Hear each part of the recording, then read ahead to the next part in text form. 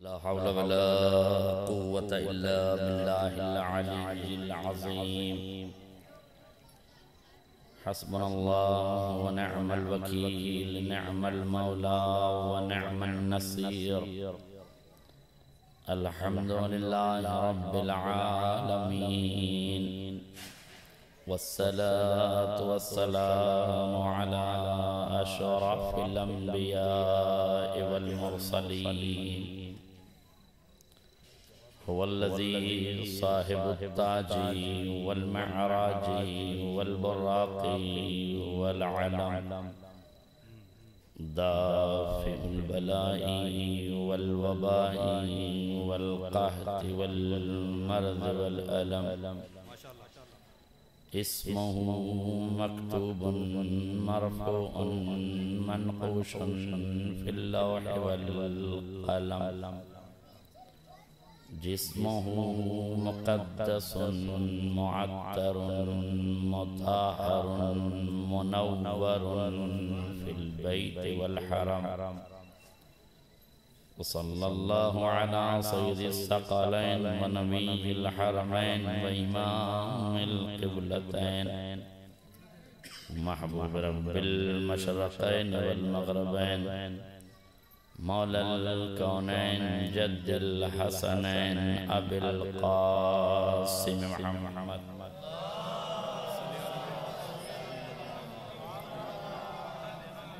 وعلى آل بيته الطيبين الطاهرين المعصومين المظلومين، ولعنة الدائمة الباقية على أعدائهم أجمعين من الآن إلى قيام يوم الدين. أما بعد، فقد قال إمامنا جعفر الصادق عليه الصلاة والسلام: السلام عليك أيها العبد الصالح المطيع لله ولرسوله، أشهد أنك قد جاهدت ونصحت وصبرت حتى أتاك اليقين.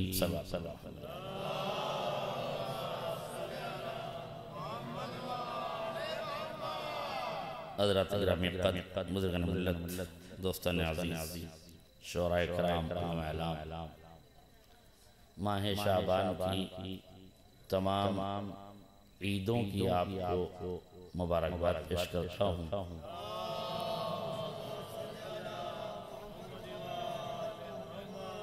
جشن وفا کی تبریک و تہنیت آپ قبول فرمائیں. اور دیکھیے، عام طور سے یہ بات بالکل انڈرسٹوڈ ہے، مفہوم ہے کہ مجلس میں شاعر اچھا نہیں لگتا اور محفل میں خطیب اچھا نہیں لگتا، اور شادی میں دونوں اچھے لگتے.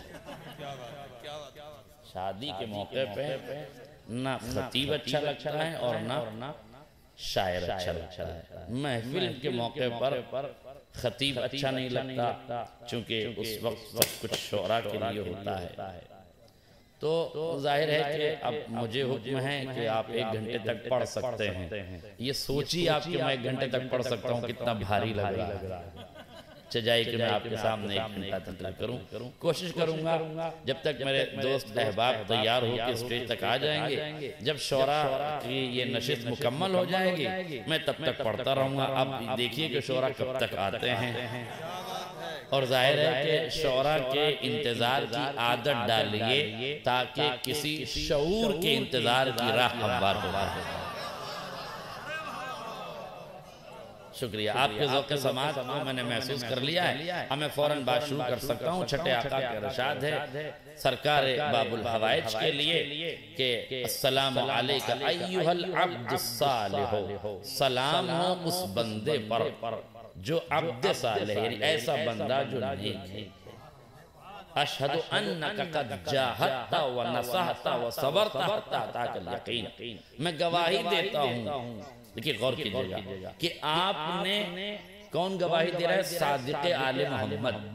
کس کے لیے گواہی دے رہے ہیں؟ باب الحوائج، مولا عباس کے لیے. کیا گواہی دے رہا ہے؟ کہ میں گواہی دیتا ہوں کہ آپ نے میدان کربلا میں قد جاہدتا، یقیناً جو جہاد کا فریضہ ہے اسے انجام دیا. وَنَّصَحْتَ صرف تلوار نہیں چلائی، تلوار چلانے سے پہلے مقابل کو نصیحت کی کہ شاید ہدایت پا جائے۔ یہ نصیحت کا لفظ بتا رہا ہے کہ جری نے طاقت کا استعمال نہیں کیا، پہلے حکمت کا استعمال کیا، پھر شجاعت کا۔ قد جاہدت ونصحت، اور غور کیجئے گا تینوں جملوں میں قد جاہدت یقیناً آپ نے جہاد کیا، یقیناً آپ نے نصیحت کی، قد نصحت وصبرت، اور پھر صبر کیا۔ ایک ہی جملے میں دو جہادوں کی طرف رہنمائی ہے، ایک جہاد اکبر، ایک جہاد اصغر۔ جہاد اصغر تلوار سے ہوتا ہے، جہاد اکبر کردار سے ہوتا ہے۔ دونوں جہاد اور اس کے درمیان میں تبلیغ کا فریضہ انجام دیا۔ اس کا مطلب یہ ہے کہ جنہیں حق کی طرف رہنمائی کی ہے، اگر انہوں نے جملوں سے حملہ کیا ہے تو عباس نے صبر کیا ہے، جواب نہیں دیا ہے۔ صبر کیا ہے، جواب نہیں دیا ہے۔ کیوں؟ تاکہ اگر قابل نصیحت ہے تو اس کی نصیحت ہو جائے۔ اور اسی لیے تو علی نے مولا کی تمنا کی تھی۔ ایک لفظ ہے تمنا۔ دیکھیے اگر اس لفظ کو سنسار سے نکال دیا جائے تو پورا سنسار سنسان ہو جائے گا۔ یہ جتنی آبادیاں آپ کو دکھائی دے رہی ہیں، نظر آ رہی ہیں، ان سب کے پیچھے تمناؤں کی کار فرمائیاں موجود ہیں۔ کون ہے جس کے سینے میں دل ہے، دل میں دھڑکن ہے، اور اس دھڑکن کی آہوں میں تمنا کا وجود نہیں ہے؟ کون سا دل ہے جس میں تمنا نہیں ہے؟ کون سا نفس ہے جس میں خواہشیں نہیں ہیں؟ کون سا مزاج ہے جو آرزوؤں کا پیکر نہیں ہے؟ آپ نے یہ مجلس محفل منعقد کی ہے، آپ کی اس محفل کے پیچھے نہ جائیں کتنی تمنائیں ہوں گی، کتنی دعائیں ہوں گی، کتنی آرزویں ہوں گی۔ کون ہے اس محفل میں جس کے پاس آرزوؤں کا خزانہ نہیں ہے؟ کون ہے جو یہ کہہ دے کہ میری کوئی تمنا نہیں ہے؟ کہیں نہ کہیں کسی کی طریقے سے کوئی نہ کوئی تمنا ہر انسان کے وجود میں ہے۔ جیسے جیسے انسان کا نفس آگے بڑھتا ہے، ویسے ویسے شجر تمنا پر ثمر آتے جاتے ہیں۔ جیسے جیسے یہ پھول کھلتے رہتے ہیں، تمنائیں اس پر اپنا بسیرا کیا کرتی ہیں۔ یاد رکھیے وہ سویرا سویرا نہیں ہوتا جس میں تمنا کا بسیرا نہیں۔ لہذا ہر شاخ پر تمنا کا گل کھلا ہوا ہے، ہر انسان کے قلب میں تمنا کا گل کھلا ہوا ہے، ہر ذہن میں آرزوؤں کا گلشن کھلا ہوا ہے، ہر سماج تمناؤں سے بھرا ہوا ہے۔ کوئی سماج تمنا سے خالی نہیں ہوتا۔ اب تمنا کی اپنی اپنی کیفیتیں ہوتی ہیں۔ کسی کو مادی تمنا ہے، کسی کو روحانی تمنا ہے، کسی کو دولت چاہیے، کسی کو شہرت چاہیے، کسی کو عزت چاہیے، کسی کو نام چاہیے، کسی کو نمود چاہیے۔ یہ پوسٹر میں نام کیوں رکھا جاتا ہے؟ تاکہ شہرت کی تسکین پوری ہو جائے۔ یہ واہ واہ کر کے خطیب کو کیوں لبھایا جاتا ہے؟ تاکہ عزت کی طلب مکمل ہو جائے، بیان کی آبرو رہ جائے۔ یہ ساری تمنائیں تو ہیں کہ میں اچھا پڑھوں، آپ سبحان اللہ کہیں، میں آپ کے سامنے مفاہیم بیان کروں، آپ کے ذہنوں تک وہ اتر جائے، پوسٹر میں نام آ جائے، دولت مل جائے، شہرت مل جائے، عزت مل جائے۔ الگ الگ رخ سے یہ ساری تمنائیں ہوتی ہیں۔ کسی کو بیٹی کی تمنا ہے، کسی کو بیٹے کی تمنا ہے، کسی کو جنت کی تمنا ہے، کسی کو تقوی کی تمنا ہے، کسی کو علم کی تمنا ہے، کسی کو حلم کی تمنا ہے، کسی کو شجاعت کی تمنا ہے، کسی کو حکمت کی تمنا ہے۔ ہر آدمی کی اپنی ایک تمنا ہے۔ لیکن توجہ کیجئے گا، ہر آدمی کی اپنی ایک تمنا ہے۔ کوئی دل تمنا سے خالی نہیں ہے۔ اس کا مطلب یہ ہے کہ جس کے پاس جو نہیں ہے وہ اس کی تمنا کرتا ہے۔ اب مجھے سب مل کے یہ بتائیں کہ علی کے پاس کیا نہیں تھا؟ علی کے پاس کیا نہیں تھا جس کی تمنا کی جائے؟ آپ تمنا کرتے ہیں قبر میں اجالا ہو جائے، آپ کو قبر میں اجالے کی ضرورت ہے، اس لیے روشنی کی تمنا ہے جو خود قبر میں لوگوں کے لیے اجالا بن جائے۔ آپ سلسبیل کے پینے کے متمنی ہیں، آپ جام کوثر کے پینے کے متمنی ہیں، تو آپ کے دل میں کوثر کے پینے کی تمنا ہے، مگر جو ساقی کوثر ہے، جو مالک کوثر ہے۔ آپ جنت میں جانا چاہتے ہیں تو آپ کو جنت کی تمنا ہے، مگر جس کے بیٹے جوانان جنت کے سردار، اسے کس چیز کی تمنا ہو؟ مجھے بتائیے، جس کے پاس اچھی زوجہ نہ ہو اسے بیوی کی تمنا ہو، جس کے پاس زہرا جیسی خاتون موجود ہو اسے بیوی کی تمنا کیوں ہونے لگے؟ آپ بتائیے کون سی تمنا ہے؟ کسی کو سلطنت کی تمنا ہوتی ہے، علی سلطان الہی ہے، اسے کس چیز کی تمنا ہو؟ لوگوں کو تاج کی تمنا ہوتی ہے، علی کے ماتھے پر حلقہ کا تاج سجا ہوا۔ کسی کو بہترین قبا کی تمنا ہوتی ہے، علی کے جسم اقدس پر انما کی بہترین قبا زیبتن ہے۔ علی کو کس چیز کی تمنا ہو؟ کسی کو شجاعت کی تمنا ہوتی ہے، تو جس کی شجاعت کے لیے آسمان سے لا فتح الا علی کا نغمہ سنائی دے، اسے کس چیز کی تمنا ہو؟ جسے اچھی تلوار کی تمنا ہو، وہ دنیا کے بازاروں سے خریدتا ہے، جو بے تمنا کے لڑ جائے اسے آسمان سے خدا بھیجتا ہے۔ کس چیز کی تمنا علی کرے؟ تخت علی کے قدموں میں، تاج علی کے قدموں میں، دولت کی تمنا وہ کرے جس کے خزانے میں دولت کی کمی ہو، جو ہاتھوں کے دھون کو ہیرے جواہرات میں بدل دیتا ہو، اسے دولت کی کیا تمنا ہے؟ میرے عزیزوں یاد رکھیے گا، حیات کی تمنا اسے ہے جسے موت کا خوف ہو، جو ٹھوکر سے مردے کو جلائے، اسے حیات کی تمنا کیوں ہو؟ موت کا خوف اسے ہوتا ہے جو حیات و موت پر قبضہ نہ رکھتا ہو۔ یہ علی کے کردار کے بارے میں کیا کہوں؟ ایک لفظ کافی ہے کہ حیات کیا ہے، موت کیا ہے۔ اس فلسفے کو سمجھنا ہے تو یوں سمجھو، جب زندگی چادر میں ڈھانپ کر علی کے امتحان کے لیے سامنے لائی گئی، یا علی اس مردے پہ نماز پڑھ دیجئے، زندگی کو چادر میں ڈھانپ کے عقل کے اندھے سوچ رہے تھے کہ علی دیکھ نہ پائیں گے، ارے جو 70 نسلوں کو صلبوں میں دیکھ لے۔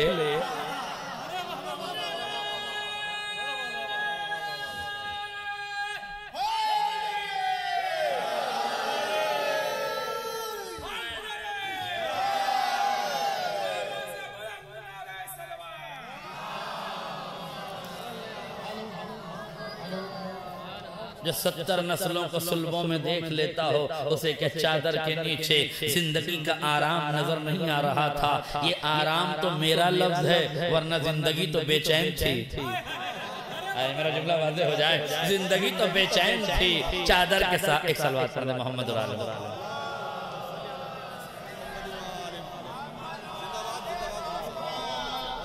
یہ تھا میری خوش نصیبی ہے کہ مسند نظامت کا بیتاج بادشاہ کرتاس کربلائی ہمارے حضور آ چکے ہیں، اور دھیرے دھیرے ان کی آمد یہ بتا رہی ہے کہ یہ ان کی آمد ہے اور میرے دامن خطابت کو سمیٹنے کا وقت آ رہا ہے۔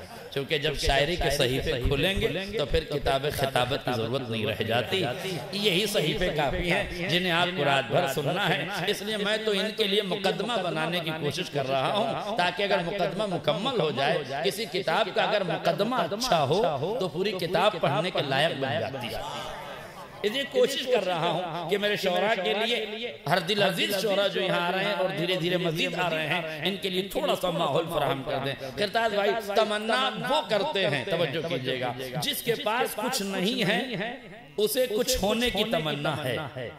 توجہ کیجئے گا، دولت کی تمنا، سلطنت کی تمنا، کوئی شے ایسی نہیں ہے جس کی تمنا علی کریں۔ کیوں؟ اس لیے کہ اچھی غذا کی تمنا علی کیا کرے؟ من و سلوہ جس کے لیے نازل ہو جاتا ہو۔ اچھی تلوار کی تمنا علی کیا کرے؟ آسمان سے جس کے لیے لوہا نازل ہو جاتا ہو۔ سلطنت کی تمنا علی کیا کریں؟ جس کے ٹھوکر میں سلطنت ہو. تاج کی تمنا علی کیا کریں؟ اس کا مطلب یہ ہے کہ کوئی شے ایسی ہے ہی نہیں. جملہ سنیے گا, کوئی شے ایسی ہے ہی نہیں جس کی تمنا علی کریں. اب لفظ بدل دوں تو یہ بنے گا کہ اب علی کو کسی شے کی تمنا نہیں ہے, پر تمناؤں کو یہ تمنا ہے کہ علی کوئی تمنا کرے. میرا جملہ واضح ہو جائے. اب تمناؤں کو یہ تمنا ہے, آرزووں کی یہ آرزو ہے, خواہشوں کی یہ خواہش ہے, چاہتوں کی یہ چاہت ہے کہ علی کوئی چاہت کرے, علی کوئی خواہش کرے, علی کوئی تمنا کرے. غور کیجئے گا. اچھا, علی کسی تمنا کو نہیں کرتے. توجہ کیجئے گا, ایک تمنا علی نے زندگی میں کی ہے. اس تمنا کو بھی غور کیجئے گا جملوں پر. کرتاز بھائی, علی نے ایک تمنا کی ہے, مگر اس تمنا کو بھی علی نے مناجات کی شکل میں نہیں رکھا, دعا کے عنوان پر فقط مصلی میں نہیں رکھا, بلکہ تاریخ کے کان میں تمنا پھونکی گئی. تاریخ کے کان میں تمنا پھونکی گئی. یا علی آپ کو بیٹا چاہیے, یا علی آپ کی تمنا ہے, خدا سے مانگ لیجئے, ہاتھوں کو بلند کیجئے, شب کی تاریکی میں مناجات کیجئے, دعا کیجئے. یہ عقیل سے کیوں کہہ رہے ہیں کہ میری تمنا ہے؟ عقیل تک پیغام تمنا کیوں پہنچایا جا رہا ہے؟ کہ دنیا کو یہی بتانا تھا چونکہ علی نے زندگی میں کوئی تمنا نہیں کی, اور تمنا کا نہ ہونا بے نیازی ہے, اور بے نیازی شان صمدیت ہے, اور شان صمدیت الوہیت کی صفت ہے. آج میرا جملہ واضح ہو جاتا. چونکہ نہ مانگنا یہ خدا کی صفت ہے, تمنا کا نہ پیدا ہونا یہ خدا کی صفت ہے. علی کہنا چاہتے ہیں اگر میں مناجات کرتا, اگر میں دعا کرتا تو تمنا تو ہوتی, پر تاریخ کو تمنا کا علم نہ ہوتا. اس لیے تاریخ کے صحیفے پر تمنا کی لفظ درج کر دی جائے تاکہ نصیری کو عقل آ جائے, جو مانگتا ہے وہ بندہ ہوتا ہے, خدا نہیں.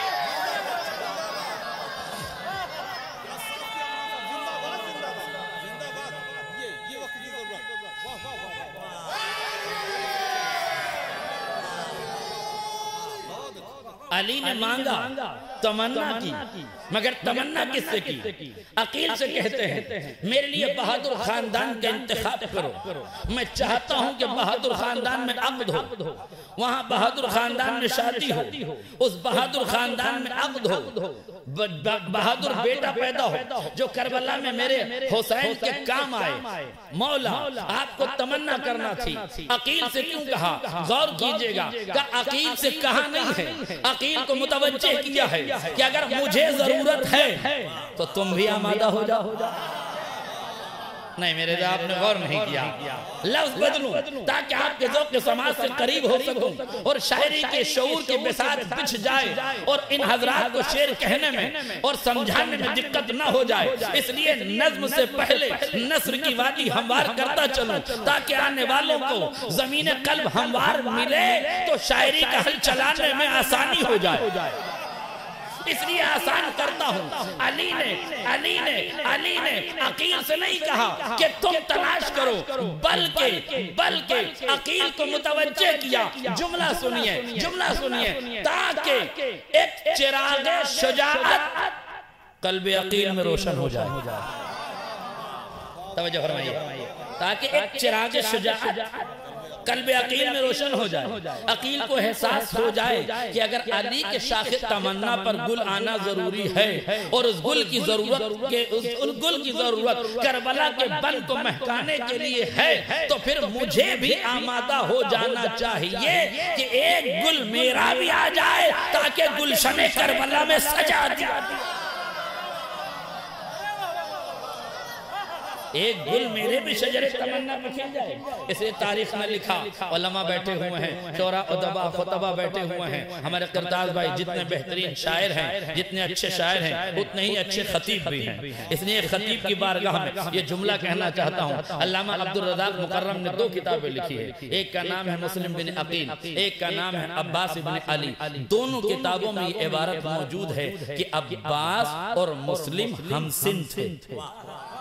نہیں توجہ فرمائے آپ نے، ہم عمر تھے، کیا مطلب ہے ہم عمر کا؟ یعنی جس سن میں، جس ہجری میں عباس پیدا ہوئے، اسی سن ہجری میں جناب مسلم بھی پیدا ہوئے، تو مطلب کیا ہے؟ مسلم پیدا نہیں ہو رہے ہیں، علی کی حکمتی تمنا پر ثمر آ رہا ہے۔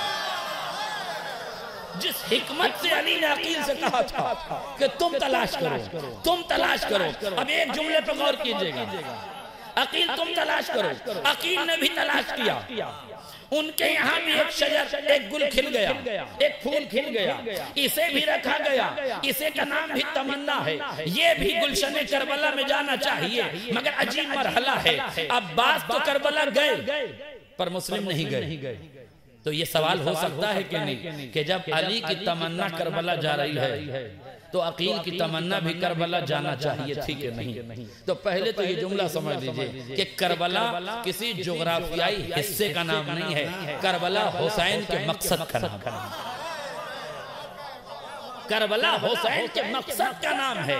یہ مقصد مدینے سے پورا ہوتا ہے تو مدینہ بھی کربلا ہے، کوفے سے پورا ہوتا ہے تو کوفہ بھی کربلا ہے، شام سے پورا ہوتا ہے تو شام بھی کربلا ہے۔ تو یہ طے ہے ایک بات۔ دوسری بات یہ ہے کہ کیوں جناب عقیل کے بیٹے جناب مسلم کو امام حسین نے کوفے روانہ کیا، کربلا نہ لے گئے؟ دیکھئے ایک ہی کام تھا، اگر کربلا میں مسلم جاتے تو یہ بھی وہی کرتے جو جناب عباس نے کیا، جناب عباس اگر کوفے جاتے تو آپ بھی وہی کرتے جو مسلم کی ذمہ داری تھی۔ ذمہ داریوں میں کوئی فرق نہیں تھا، طریقہ کار میں فرق ہو سکتا تھا، ذمہ داریوں میں کوئی فرق نہیں تھا۔ سوال یہ ہے عقیل کو توجہ، عقیل کے بیٹے کو کربلا لے جانے کے بجائے کوفہ کیوں بھیج دیا؟ توجہ، سفیر بنا کے بھیجا، کیوں؟ چونکہ غور سے جملہ سنیے، چونکہ بنی امیہ نے سازشوں کا جال پھیلا کر عقیل کے کردار کو بدنام کر دیا تھا۔ غور کیجئے گا، لمحے لمحے غور کیجئے گا، اس میں اپنوں کا ہاتھ بھی ہے، غیروں کا ہاتھ بھی ہے۔ لفظ کہوں آسانی سے سمجھیے، اپنوں کی حماقت ہے، غیروں کی سازش ہے۔ یعنی لکھنے والوں نے حماقتوں کی انتہا کر دی۔ ایک جملہ تاریخ میں لکھا گیا، استاذ بھائی یہ موضوع روایات میں سے اس روایت کو گڑھا گیا۔ روایت کیا گڑھی گئی کہ مولا علی نے فرمایا کہ مجھے ہمیشہ تکلیف پہ رکھا گیا، ہمیشہ ظلم مجھ پر کیا گیا۔ جب آنکھوں میں عقیل کے درد ہوتا تھا تو عقیل کہتے تھے جب تک علی کی آنکھ میں دوا نہیں ڈلائی جائے گی میں بھی نہیں لگاؤں گا۔ جبکہ حضرت عقیل میں اور حضرت عقیل میں حضرت علی میں 20 سال کا فاصلہ۔ کہیں 20 سال کے نوجوان کو یہ کہتے سنا ہے کہ میرا چھوٹا بھائی اگر آنکھ میں دوا نہیں ڈلوائے گا تو میں بھی نہیں ڈلواؤں گا؟ عقل کے اندھوں کا کوئی علاج نہیں ہے، جنہیں تاریخ کا علم ہی نہیں ہے انہیں تاریخ کیا سمجھائی جائے؟ میرے جو غور کیجئے گا میں کیا کہنا چاہتا ہوں۔ لہذا اس قسم کی روایات نے عقیل کے دامن کو برباد کرنے کی کوشش کی ہے۔ پورا کوفہ، جملہ سنیے، پورا کوفہ بنی امیہ کی سازشوں میں الجھ کر یہ سمجھتا تھا کہ عقیل نے علی کی بیعت توڑ دی ہے، حاکم شام سے جا ملے ہیں، یہ سازش رہ جاتی اگر حسین کا انتخاب مسلم کو کوفے بھیجنے کا نہ ہوتا۔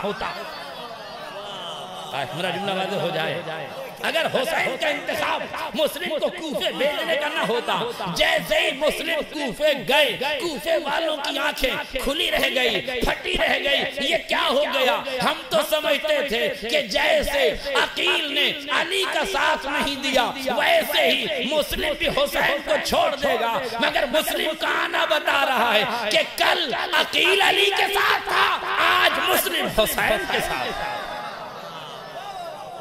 ایک صلوات پڑھ دے محمد علیہ وسلم۔ دیکھیں موضوع حضرت مسلم کی ذات پر پڑھنا نہیں ہے، لیکن چونکہ بات تھی اس لیے میں نے آپ کے اذہان غلیہ تک پہنچا دی۔ میں بات کر رہا تھا تمنا کی، غور کیجئے گا، علی نے تمنا کی مگر خاموشی میں تمنا نہیں کی، ورنہ علی چاہتے تو اپنی تمنا کو خاموشی کے نہا خانوں میں سجا دیتے۔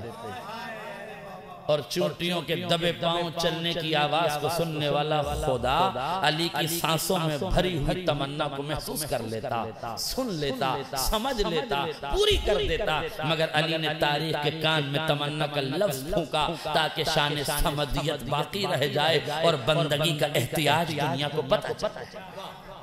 اس لیے طلب کیا، دستے طلب پھیلائے بارگاہ رب ذوالجلال میں دنیا کو بتانے کے لیے، اور یہ لمحہ فکریہ ہے۔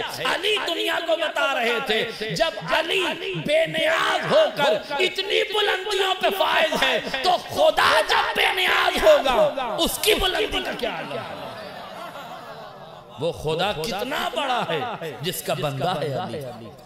اس خدا کی بلندی کا اندازہ لگائیے، اس کی معرفت کا، اس کی بلندی اور رفتوں کا اندازہ لگائیے۔ لہذا علی نے تمنا کی، تمنا کو تاریخ کے کان میں رکھا گیا، بات واضح ہو گئی۔ مگر پھر میں آپ سے پوچھ رہا ہوں، کس کو کس چیز کی تمنا ہوتی ہے؟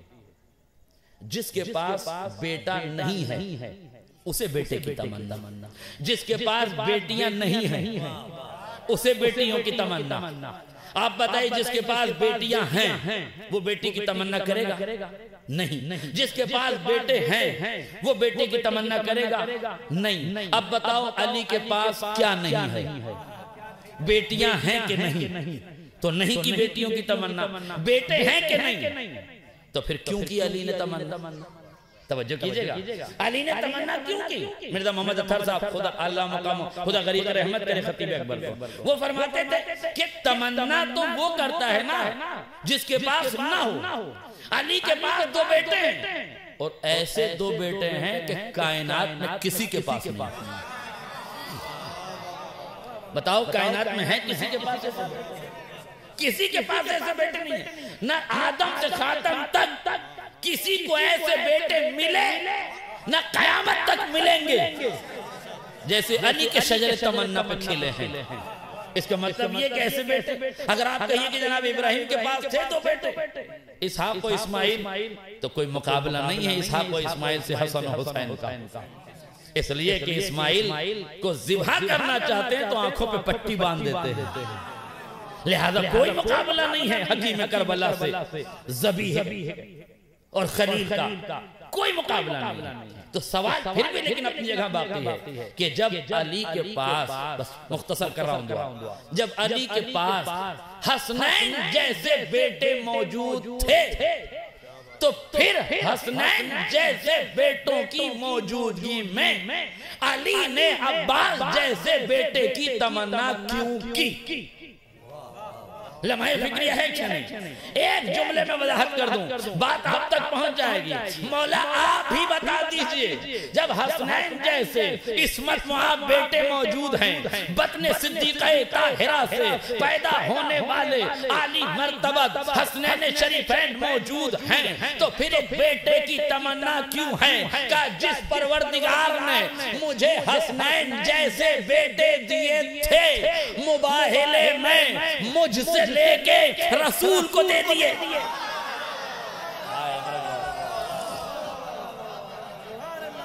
مجھ سے لے کے رسول کو دے دیے۔ اب حسنین میرے بیٹے نہیں ہیں، رسول کے بیٹے ہیں۔ اب جیسے رسول کی حفاظت مجھ پر واجب تھی، فرزندان رسول کی حفاظت کے لیے کسی تمنا کا پورا ہونا ضرور۔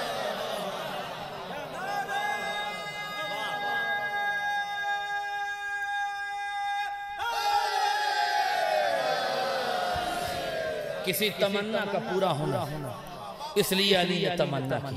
اور جب شجر تمنا علی پر یہ گل کھل گیا آغوش ام البنین میں، فاطمہ کلابیہ کے تمام بزرگوں کی ہمتوں کا مجموعہ جس کی جبین اقدس میں رکھ دیا گیا ہو، وہ نومولود جب اس عالم وجود میں قدم رکھتا ہے تو قدم زمین پر نہیں رکھتا، عصمتوں کے ہاتھوں پہ قدم رکھتا۔ عصمتوں کے ہاتھوں پر آنا تھا۔ ام البنین نے سفید کپڑے میں بچے کو لپیٹا، لپیٹ کے عین اللہ کی بارگاہ میں لائیں۔ عین اللہ نے نگاہ عقیدت کو کھولا، عباس کی آنکھوں کو دیکھا۔ عین اللہ کی آنکھوں کی چمک کو دیکھنا تھا۔ عباس نے لبوں سے مسکراہٹ کا اظہار کیا۔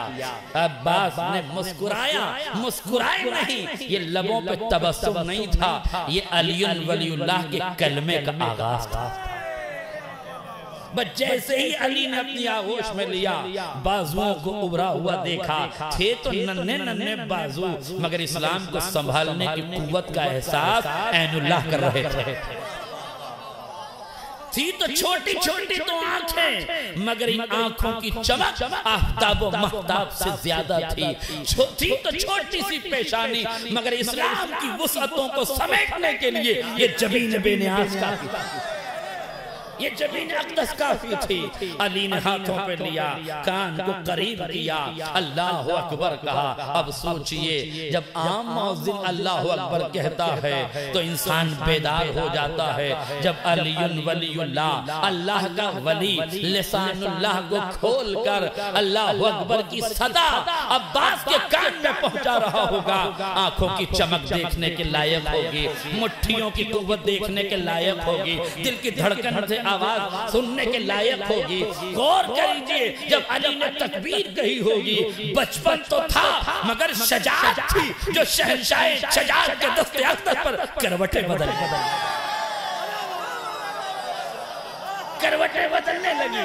لا الہ الا اللہ کا کلمہ سنا، ہاتھوں کو کھول دیا، بتایا کہ وحدت کے نام پر ہاتھ باندھے نہیں جاتے، کھول دیے جاتے۔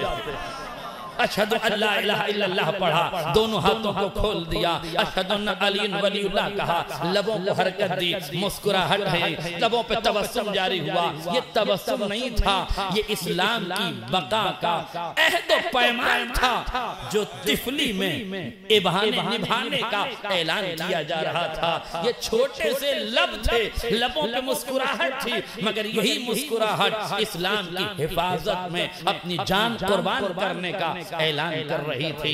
علی نے دست بازو کو دیکھا، چہرے کو دیکھا، لفظ بدلوں تو آسان کر دوں۔ علی نے اپنے سامنے عباس کو رکھا، گویا آئینے کے سامنے ایک آئینہ ہے، آئینے کے سامنے ایک آئینہ ہے۔ علی ہیں، عباس کو دیکھ رہے ہیں، عباس ہیں، علی کو دیکھ رہے ہیں۔ لفظ بدلوں تو ولی اللہ ہے جو اپنا بچپن عباس کے چہرے میں دیکھ رہا ہے۔ نہیں، لفظ بدلوں، ولی اللہ ہے جو اپنے چہرے کو عباس کی آئینے میں دیکھ رہا ہے۔ عباس کی آئینے میں علی نے وجہ اللہ کو دیکھا، عباس کی آئینے میں علی نے وجہ اللہ کو دیکھا۔ ادھر عباس نے آنکھیں کھولی، وجہ اللہ کی زیارت کی، مگر آنکھوں میں اپنی جوانی کو دیکھا۔ علی عباس میں بچپنا دیکھ رہے ہیں، عباس اپنے بچپن میں جوانی کی تصویر دیکھ رہے ہیں، اور جب دونوں آئینوں کا نور مکمل ہو گیا، توجہ کیجئے گا، دونوں آئینوں کا نور مکمل ہو گیا تو بچے کی فطرت ہے کہ وہ اپنی مٹھیوں کو بند کرتا ہے۔ علی نے بند مٹھیوں کو دیکھا، اپنی انگلیوں کا اشارہ کیا۔ یہ عام انگلیاں نہیں ہیں، یہ فاتح خیبر کی انگلیاں ہیں۔ ارے ان انگلیوں کا ہنر یہ ہے، اشارہ کرے تو سورج پلٹے، اشارہ کرے تو چاند ٹکڑے ہو جائے، پتھروں کی صلابتوں پہ قدم رکھے تو موم ہو جائے، دریا کی روانی پہ چاہے تو قدم بچھا دیں، آگ کی لطافت کو چاہے تو گلزار کر دیں۔ یہ دست و بازو یوں ہی نہیں ہے۔ علی نے، فاتح خیبر نے اپنی انگشت مبارک کو عباس کی طرف بڑھایا، عباس نے شیر کا پنجہ کھولا، علی کی انگلیوں عباس نے شیر کا پنجہ کھولا، علی کی انگشت مبارک کو لیا۔ بچے کی عادت ہے، ایک صلوات پڑھ دے محمد رسول اللہ۔ دیکھیں کبھی کبھی دلیلیں سامنے سے گزر جاتی ہیں، دلیلیں سامنے سے گزر جاتی ہیں۔ ابھی آپ نے دیکھا وہ بچہ باپ کی انگلی پکڑ کر آ رہا تھا، اب اس سے بہتر دلیل کیا ہوگی کہ میں پڑھوں اور دلیل سامنے سے گزر جائے۔ غور فرمائیے گا، لہذا عباس نے شیر کا پنجہ کھولا، دونوں ہاتھوں میں علی کی انگشت کو پکڑا. بچے کی عادت ہے جو چیز اسے ہاتھ میں ملتی ہے اسے وہ دہن کی طرف لے کے جاتا ہے. فاتح خیبر کی انگلیوں کو پکڑا, اپنی انگلیوں دونوں انگلیوں کو پکڑا, دونوں مٹھیوں میں دبایا, مٹھیوں کو قوت کے ساتھ کھینچنا شروع کیا. اپنے مٹھیوں کو علی کی انگلیوں کو پکڑے ہوئے ہیں, مٹھیوں کو بند کیے ہوئے ہیں, انگلی کو دہن سے قریب لائے, انگلیوں کو چوسنا شروع کیا. مولا کیا کر رہے ہیں؟ کہ صبر علوی کو اپنے سینے میں جذب کر.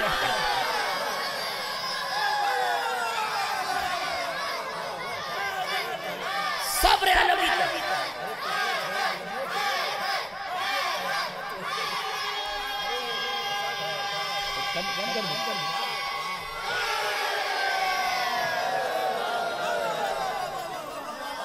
مولا کیا کر رہے ہیں؟ کہا بچپنے ہی میں, بچپن کی اداؤں میں صبر علوی کو سینے میں جذب کر رہا ہوں, آنکھوں سے ضبط کا کردار لے رہا ہوں, ہاتھوں کی قوت سے شجاعتوں کی قوت لے رہا ہوں. مولا کیا کر رہے ہیں؟ کہ علی کی انگشت چوس نہیں رہا ہوں, علوی صفات کو اپنے صفات ثبوتیہ میں درج کر رہا ہوں.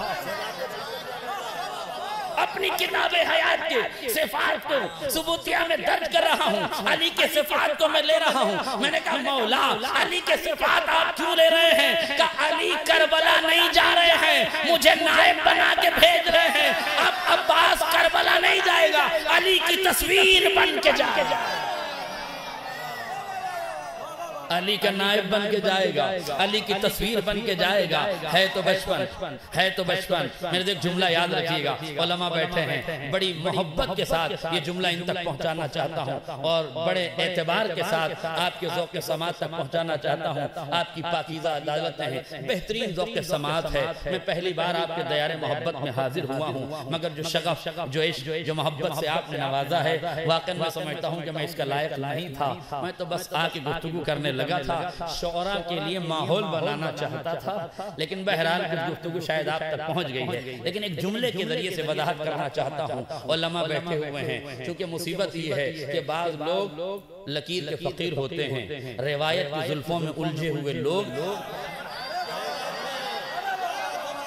روایات کی زلفوں میں الجھے ہوئے لوگ ہر واقعے پہ دلیل مانگتے ہیں, روایت مانگتے ہیں, کہتے ہیں آیت میں کہاں لکھا ہے, روایت میں کہاں لکھا ہے. اتنی باتیں آپ نے جذبات کی پڑھ دی ہیں, عقل کی پڑھ دی ہیں, فطرت کی پڑھ دی ہیں, یہ کہاں لکھی ہوئی ہیں؟ تو مجھے معاف کیجئے گا, روایات میں یہ جملے نہیں ملیں گے, مگر اس جملے کو یاد رکھیے گا, جب فطرتوں کے مزراب پر تمثیلات کی ضرب لگتی ہے تو جو ساز اٹھتا ہے اسی کو عقیدت کے پیرائے میں ڈھالا. میرا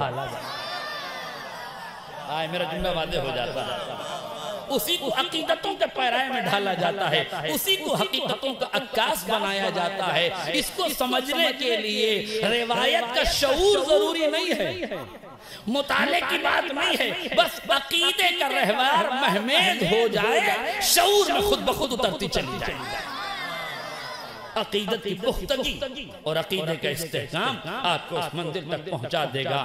جشن باوفا ہے, جشن وفا ہے, اور عنوان ہی جشن وفا ہے. اس وفا کا تقاضا یہ ہے کہ ہمیں وفا کرنا آنا چاہیے.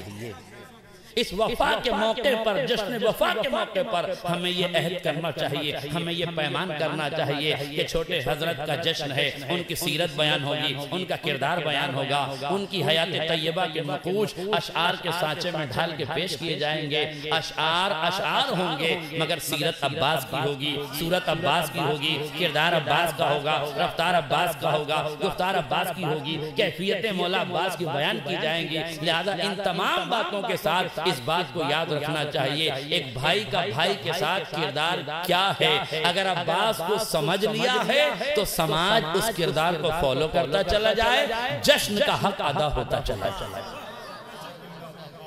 یہ کوئی جشن کا مطلب نہیں ہے کہ میرا تو چھوٹا بھائی روٹھا ہوا ہے, میں جشن وفا منا رہا ہوں. میں نے تو بڑے بھائی سے زمانہ ہو گیا گفتگو نہیں کی ہے, مگر میں جشن وفا منا رہا ہوں. میرا بھائیوں سے اچھے تعلقات نہیں ہیں, میں جشن وفا منا رہا ہوں. میں نے رشتوں کو توڑ دیا ہے, میں وفا کا اعلان کر رہا ہوں. وفا کے جشن میں چندہ دینا کمال نہیں ہے, وفا کے جشن میں کردار وفا میں ڈھلنا کمال. یہ نہ سوچیے کہ ہم نے چندہ دے دیا ہے ہماری ذمہ داری پوری ہو گئی، ہم شب بھر یہاں کے بیٹھ گئے، ہماری عقیدتوں کے جام چھلکنے لگ گئے، ہم نے عقیدتوں کے پیمانے چھلکا دیے ہیں، بات مکمل ہو گئی۔ نہیں میرے عزیزوں، رشتوں کی آبرو کا خیال رکھیے، اس لیے کہ جو سماج اپنے رشتوں کی آبرو کا خیال نہیں رکھتا وہ کربلا کے رشتوں کو سمجھنے کی صلاحیت نہیں رکھتا۔ ایک جملہ کہہ دوں بات ختم ہو جائے۔ دیکھیے رشتے کی ایک سمانتا پرندے کی مانند ہوتی ہے، ایک پرندے میں اور ایک رشتے میں سمانتا یہ ہے، اس کا خیال رکھیے گا، بات مکمل ہو گئی۔ رشتے میں اور پرندے میں چونکہ ایک پیغام دینا تھا، جشن تو مکمل ہو گیا، باقی ذمہ داریاں کرتاز بھائی ہیں انشاءاللہ وہ آپ کو سنائیں گے اور پوری کریں گے۔ توجہ فرمائیے، بس ایک جملہ میں مکمل کر دوں بات۔ رشتے میں اور پرندے میں سمانتا یہ ہے کہ پرندے کو جب آپ ہاتھ میں لیں تو اتنا کس کے نہ پکڑیں کہ بھیج کے مر جائے، اتنا ڈھیلا نہ پکڑے کہ آپ کی گرفت سے اڑ جائے۔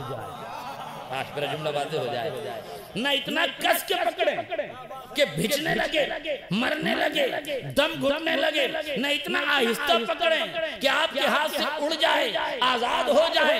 اپنی گرفت کو اعتدال پہ رکھیں، میرا جملہ واضح ہو جائے، اپنی پکڑ کو میانہ رکھیں، درمیانی پکڑ رکھیں، نہ ٹائٹ کریں دبائیں کہ مر جائے، نہ چھوڑیں کہ اڑ جائے۔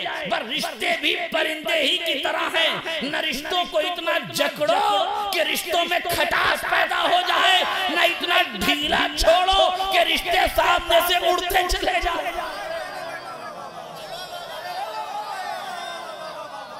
لہذا آئیے بارگاہ ابو الفضل عباس میں دعا کریں۔ کریم پروردگار، آج جشن وفا ہے باب الحوائج کی کا یہ جشن ہے میرے مولا، کریم پروردگار باب الحوائج کے صدقے میں جتنے مومن و مومنات یہاں حاجتیں لے کر آئے ہیں، واسطہ باب الحوائج کا ان کی حاجتوں کو پوری فرما۔ کریم پروردگار ایک وفادار کا جشن ہے، ایک باوفا کا جشن ہے، کریم پروردگار ہمیں توفیق دے کہ ہم اپنے رشتوں کے ساتھ وفاداریاں نبھا سکیں، ہم اپنے رشتوں کے ساتھ اس وفا کے پیغام کو پہنچا سکیں۔ کریم پروردگار جس غازی کا یہ جشن ہے اس نے ہمیں صبر و ضبط کی تلقین عطا کی ہے، مالک ہم پہ رحم کر ہمیں توفیق عطا فرما کہ ہم عباس کے قدموں کی خاک سے لپٹ کر اس کے صبر اور ضبط کو اپنی حیات طیبہ میں ڈھالنے کا ہنر پیدا کر رہے ہیں۔ کریم پروردگار واسطہ مولا عباس کا، واسطہ باب الحوائج کا، واسطہ غازی و غضنفر کا، واسطہ شیر خدا کے شیر کا، کریم پروردگار تجھے کٹے ہوئے ہاتھوں کا واسطہ، کریم پروردگار تجھے عباس کی عظمتوں کا واسطہ، جنت البقی میں عالی شان روزہ تعمیر فرما، دشمنان بقی کو نست و نابود فرما۔ کریم پروردگار واسطہ محمد اور آل محمد کا، جنت البقی کے انہدام کو 100 برس مکمل ہو گئے، ہماری پوری حیات گزر گئی، ابھی تک ہم نے روزے کی تعمیر نہیں دیکھی۔ مالک اب یہ 100 برس بھی مکمل ہونے والے ہیں، اگر ہمیں شعبان کی عیدی دینا چاہتا ہے تو بہترین عیدی یہ ہے کہ جنت البقی میں روزہ تعمیر ہو جائے، ہمارے امام کا ظہور ہو جائے اور ہم ان کے ناصر و آوان میں شریک ہو جائیں۔ وآخر دعوانا الحمدللہ۔